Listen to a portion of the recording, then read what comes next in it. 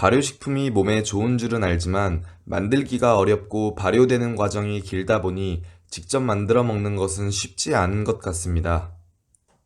그리고 어떻게 먹어야 건강에 이로움이 있는지 모르는 사람들이 많습니다. 우리는 100세를 장수를 할 수 있는 아주 좋은 시대에 살고 있는데요. 아쉽게도 오래 사는 기간만큼이나 몸도 마음도 병이 들어 투병을 하면서 살고 있는 사람들이 많이 있습니다. 그로 인해 조금만 아프면 병원을 찾아 이곳저곳을 진료를 받고 다양한 약들을 받아 먹는데요.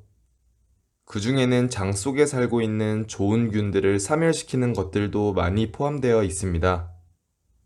발효식품은 장에서 사라진 건강에 이로운 균들을 보충하는 데 아주 큰 도움이 됩니다. 때문에 발효식품에 풍부하게 들어있는 유익한 균들이 장까지 살아갈 수 있도록 먹는 방법은 매우 중요합니다. 수업 시작합니다. 안녕하세요. 효초TV입니다. 오늘은 전통 발효식품의 효능과 제대로 먹는 방법에 대해 전해드리겠습니다. 중년과 노년에서는 생청국장이 건강에 좋다는 이유로 먹으려고 하는데요.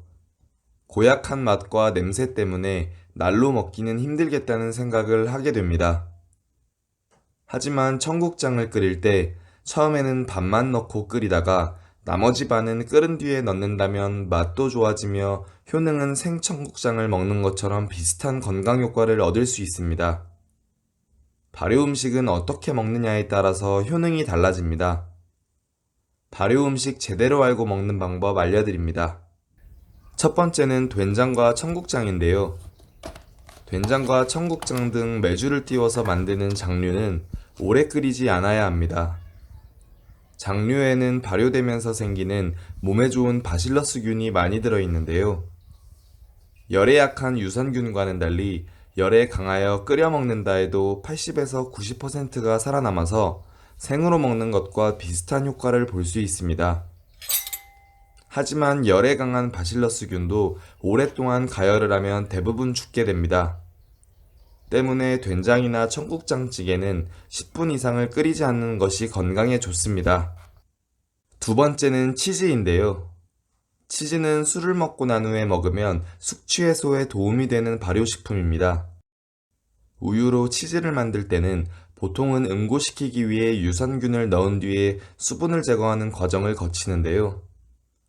발효하는 방법에 따라서 맛과 향기, 색깔, 함유되는 성분 등이 달라집니다.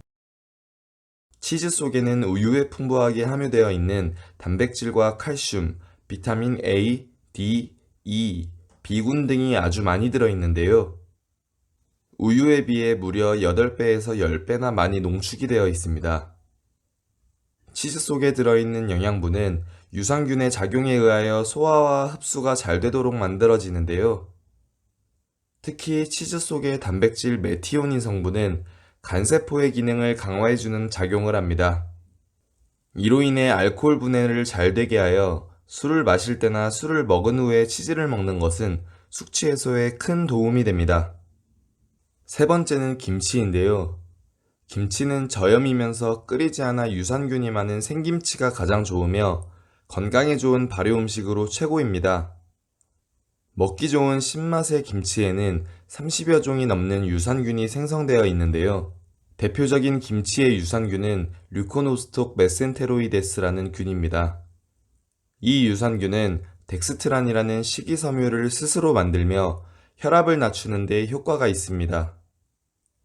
덱스트란 성분은 김치나 깍두기가 익으면서 약간 걸쭉해지는 국물에 있습니다. 때문에 김치의 건강 효과는 다양하게 들어있는 유산균 덕분입니다. 계명대학교 연구 결과에 따르면 김치에 살고 있는 유산균은 담그고 8일 정도를 10도에서 익혔을 때 가장 많이 생성되며 그 이후에는 서서히 감소가 됩니다. 김치 유산균은 70도씨 이상의 열에는 약하여 김치찌개를 끓이거나 볶음을 하면서 익히게 되면 대부분 죽게 됩니다.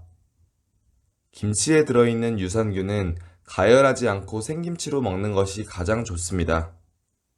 네 번째는 요구르트인데요. 요거트나 요구르트는 소화를 잘 되게 하고 정장 효과가 뛰어나며 구입을 하면 실온에 두지 않고 냉장고에 넣어야 합니다. 요구르트 유산균은 고온에 약한 대신에 저온에서는 강하게 생존을 하는데요. 냉동실에서 요구르트를 얼리게 되면 유산균은 더 이상 증식되지 않지만 죽지는 않습니다. 때문에 녹여서 나중에 마셔도 유산균의 기능인 변비나 설사 예방 등의 효과를 그대로 볼 수 있습니다. 하지만 요구르트 병 속에 들어있는 유산균은 실온에서 6시간 이상 방치해두면 유산균의 수가 줄어들게 되니 실온에 오랫동안 보관하지 않고 냉장 보관하면서 먹는 것이 좋습니다. 발효 음식의 놀라운 효능 3가지 알려드립니다. 첫 번째는 원재료의 건강 효과인데요. 발효시키는 원재료 자체가 건강에 이로움을 줍니다. 김치를 담을 때 사용하는 배추, 무, 마늘, 파, 된장과 청국장을 만들 때 사용되는 원재료, 콩, 치즈와 요구르트를 만들 때 사용되는 우유 등은 원재료만 먹어도 몸에 좋은 음식인데요. 이런 재료들은 발효 과정을 거치면서 유산균 등 몸에 좋은 균들이 어느 정도 분해하여 소화와 흡수가 월등하게 잘 됩니다. 두 번째는 유산균의 건강 효과인데요. 원재료가 발효 과정을 거치면서 그 속에는 유산균 등 다양한 좋은 균들이 증식을 하여 건강에 도움을 줍니다. 유산균은 사람의 장내에서 다른 잡균이 증식하여 음식물을 이상 발효시키는 것을 막아 장 건강을 유지시켜 줍니다. 대표적으로 장에서 서식하고 있는 비피더스균은 유산균이며 소화흡수 작용을 합니다. 또한 콩을 발효하면서 생기는 바실러스균은 항암, 항당뇨 효과가 있다고 알려지고 있습니다. 세 번째는 새로운 물질의 건강 효과인데요. 원재료에 없었던 물질이 발효되면서 새롭게 형성이 되는데요. 그 예로 우유에는 없는 CLA라고 하는 체지방 분해 성분이 발효되면서 치즈에는 생성됩니다.